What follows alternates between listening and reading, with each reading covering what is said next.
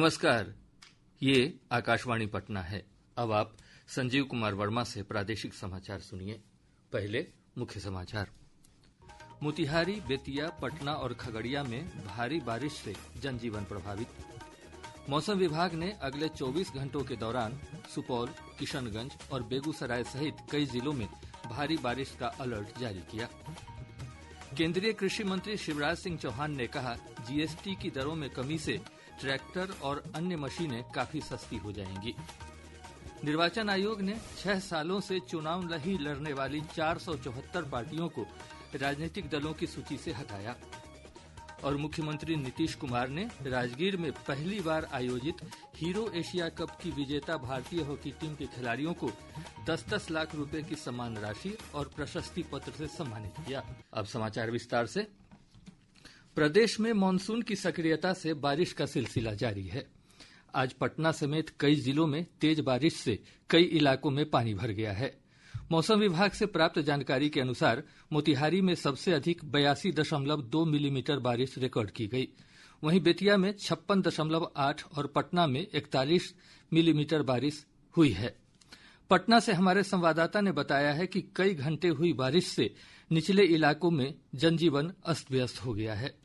राजधानी पटना में सुबह से रुक रुक कर बारिश हो रही है। दोपहर 2 से 4 बजे तक हुई तेज झमाझम बारिश से कई इलाकों में जल भराव की स्थिति बन गई। कंकड़बाग, दानापुर, फुलवारी शरीफ और बाजार समिति क्षेत्र के कई हिस्सों में सड़कों पर पानी भर जाने से लोगों को असुविधा हुई। इस बीच पटना स्टेशन रोड पर अंडर कंस्ट्रक्शन सड़क पर एक स्कॉर्पियो वाहन गड्ढे में पलट गई, जिसे स्थानीय लोगों की मदद से सुरक्षित निकाल लिया गया। उधर नगर निगम की टीमें जल निकासी के कार्य में लगातार जुटी हैं और हालात सामान्य बनाने का प्रयास जारी है। आकाशवाणी समाचार के लिए पटना से आशीष रंजन। इधर खगड़िया से हमारे संवाददाता ने बताया है कि बारिश से शहर के कई प्रमुख स्थानों पर जल जमाव की स्थिति बनी हुई है।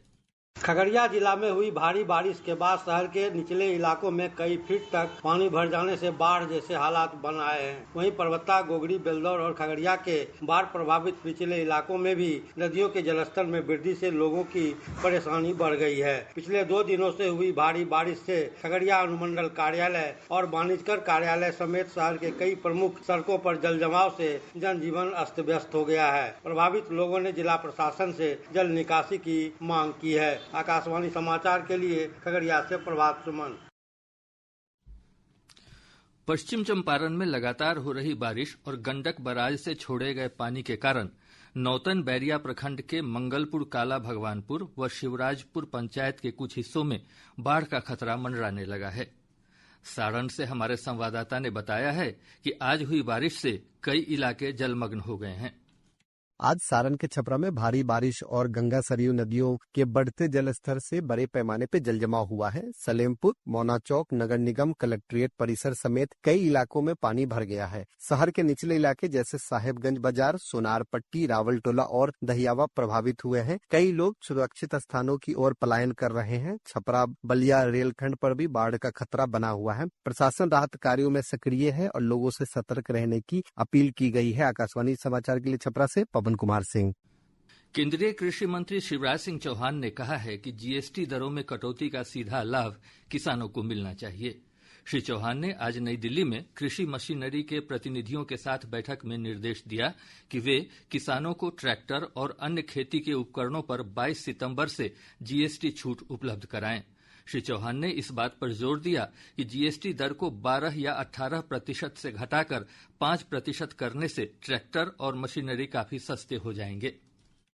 रियल टाइम में सीधे 22 सितंबर से किसानों को घटी हुई जीएसटी दरों का लाभ मिले और ये लाभ छोटा मोटा नहीं, बहुत बड़ा है। जैसे ट्रैक्टर की बात अगर हम करें तो 35 HP का जो ट्रैक्टर है उस पे 41,000 रुपया कम होंगे, 41,000। तो ऐसे ट्रैक्टर छोटे से लेकर बड़े पर ही ये लाभ 23,000 रुपये से लेकर 63,000 रुपये तक है।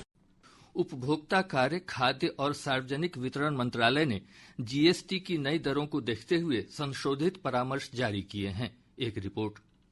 परामर्श के अनुसार विनिर्माताओं, पैकर्स और आयातक 22 सितंबर से पहले विनिर्मित और बिना बिके पैकेज पर संशोधित मूल्य का स्टिकर लगा सकते हैं, लेकिन पैकेज पर पहले से छपा अधिकतम खुदरा मूल्य स्पष्ट दिखना चाहिए। मंत्रालय ने परामर्श में जीएसटी संशोधन लागू होने से पहले की पैकेजिंग सामग्री या रैपर के अगले वर्ष मार्च तक या पुराना स्टॉक खत्म होने तक उपयोग की अनुमति दी है। परामर्श में यह भी कहा गया है कि कंपनियां नया स्टिकर लगाकर या पैकेज के किसी उपयुक्त स्थान पर प्रिंट कर अधिकतम खुदरा मूल्य सही कर सकते हैं। सरकार ने डीलरों, खुदरा विक्रेताओं और उपभोक्ताओं को संशोधित जीएसटी दरों के बारे में सूचित करने के लिए विनिर्माताओं, पैकर्स, आयातकों को समुचित उपाय करने को कहा है। इसके लिए इलेक्ट्रॉनिक, प्रिंट और सोशल मीडिया सहित सभी संभव संचार माध्यमों का उपयोग किया जा सकता है। मंत्रालय के अनुसार इस कदम से ये सुनिश्चित होगा कि उद्योगों पर अनुपालन का अधिक बोझ न पड़े, जीएसटी दरों में कटौती का लाभ उपभोक्ताओं तक पहुँचे। आनंद कुमार के साथ अमन यादव, आकाशवाणी समाचार, दिल्ली। प्रधानमंत्री नरेंद्र मोदी ने आज केंद्रीय मंत्री चिराग पासवान द्वारा खाद्य प्रसंस्करण क्षेत्र में व्यापार सुगमता बढ़ाने में नवीनतम जीएसटी सुधारों के प्रभाव पर लिखा एक लेख साझा किया।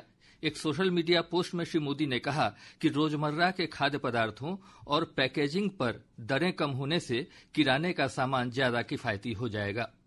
उन्होंने कहा कि इससे सूक्ष्म, लघु और मध्यम उद्यमों को बढ़ावा मिलेगा। इसके साथ ही किसान सशक्त होंगे और भारत की वैश्विक खाद्य प्रतिस्पर्धात्मकता में सुधार होगा। निर्वाचन आयोग ने 6 सालों से चुनाव नहीं लड़ने वाले 474 पार्टियों को राजनीतिक दलों की सूची से हटा दिया है। इन पार्टियों ने 2019 से एक भी चुनाव नहीं लड़ा है, जिसके कारण आयोग ने यह निर्णय लिया है।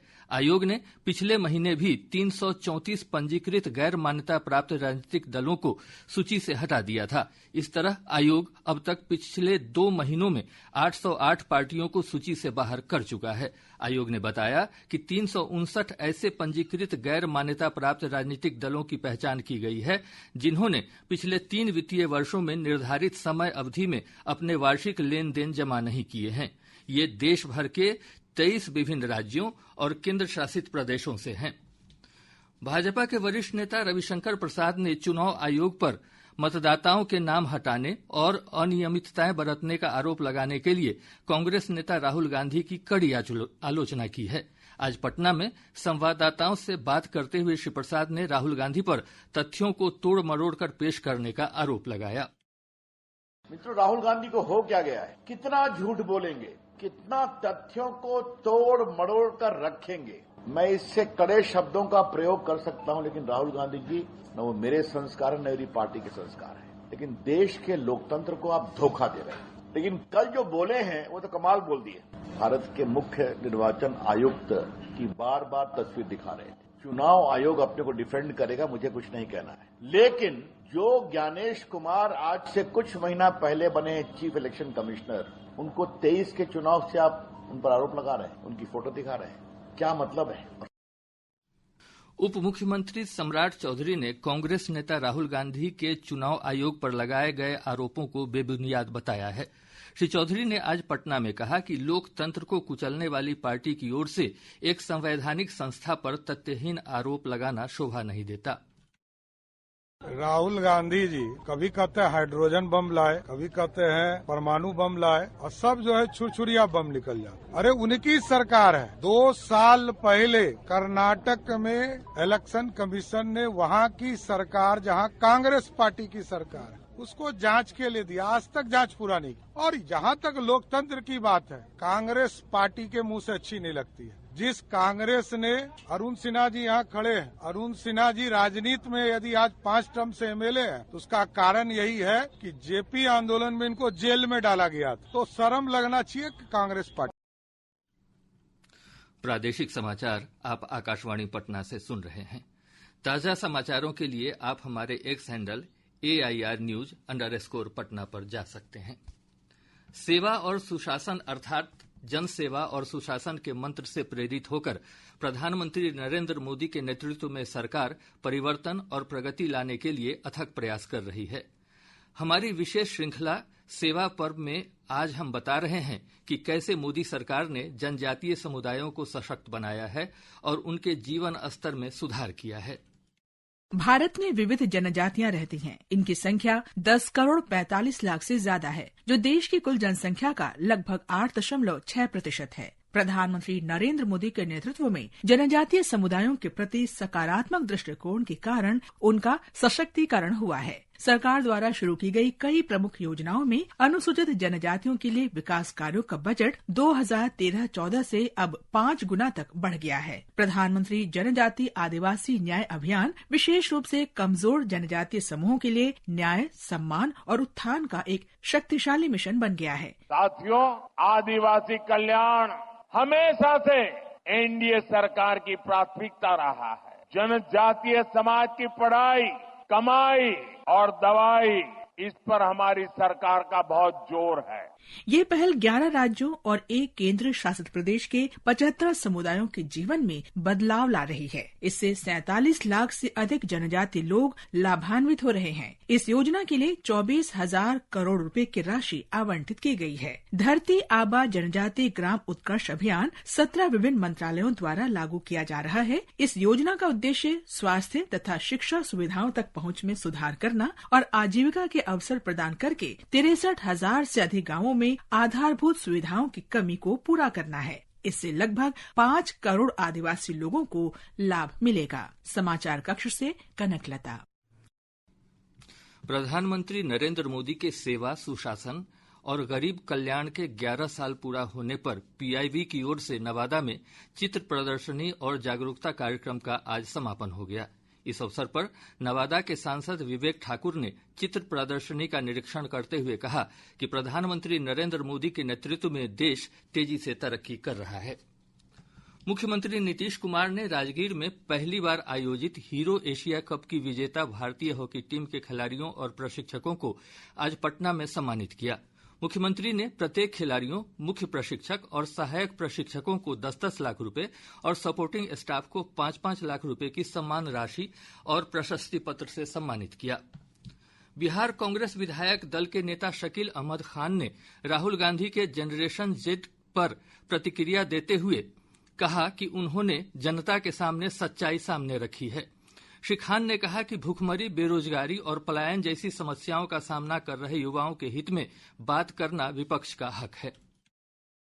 जनरेशन आफ्टर जनरेशन अगर यंगस्टर जिसको भूखमरी का शिकार है, बेरोजगारी का शिकार है, पलायन है, और उसके सामने राहुल गांधी जी ने देश का तथ्य वो जानता भी है, तो तथ्य रखा है कि जनरेशन नेक्स्ट के लिए आज के जनरेशन को तो कुछ करना होगा ना, और करने के लिए ये जो मौजूदा सरकार है उसको डेमोक्रेटिकली हराना होगा। और ये डेमोक्रेसी को तो मानती नहीं है ये सरकार, ये अधिनायकवाद को मानती है। राजद के प्रवक्ता मृत्युंजय तिवारी ने कहा है कि महागठबंधन पूरी एकजुटता से बिहार विधानसभा का चुनाव लड़ेगा। श्री तिवारी ने आज पटना में कहा कि सीटों के बंटवारे को लेकर महागठबंधन में कोई विवाद नहीं है। महागठबंधन, इंडिया गठबंधन 243 सीटों पर चुनाव लड़ेगी। सब लोग मिलकर चुनाव लड़ेंगे और महागठबंधन में ऑल इज वेल है। ताकत के हिसाब और जिसको जितनी ताकत होगी, धरातल पर जमीनी हकीकत जो होगी उसी के अनुसार सबको उचित सम्मान, उचित सीट मिलेगा। इसमें कहीं कोई कंफ्यूजन नहीं है। गया जी में चल रहा पितृपक्ष मेला 21 सितंबर को समाप्त हो रहा है। इस मेले में बिहार सहित देश विदेश से श्रद्धालु अपने पितरों के पिंडदान के लिए पहुंच रहे हैं। इधर राष्ट्रपति द्रौपदी मुर्मू कल बिहार का दौरा करेंगी। राष्ट्रपति गया जी स्थित श्री विष्णुपद मंदिर में पूजा अर्चना करेगी। और अब अंत में मुख्य समाचार एक बार फिर। मोतिहारी, बेतिया, पटना और खगड़िया में भारी बारिश से जनजीवन प्रभावित। मौसम विभाग ने अगले 24 घंटों के दौरान सुपौल, किशनगंज और बेगूसराय सहित कई जिलों में भारी बारिश का अलर्ट जारी किया। केंद्रीय कृषि मंत्री शिवराज सिंह चौहान ने कहा, जीएसटी की दरों में कमी से ट्रैक्टर और अन्य मशीनें काफी सस्ती हो जाएंगी। निर्वाचन आयोग ने 6 सालों से चुनाव नहीं लड़ने वाली 474 पार्टियों को राजनीतिक दलों की सूची से हटाया। और मुख्यमंत्री नीतीश कुमार ने राजगीर में पहली बार आयोजित हीरो एशिया कप की विजेता भारतीय हॉकी टीम के खिलाड़ियों को 10-10 लाख रुपए की सम्मान राशि और प्रशस्ति पत्र से सम्मानित किया। इसके साथ ही आकाशवाणी पटना से प्रसारित प्रादेशिक समाचार का यह अंक समाप्त हुआ।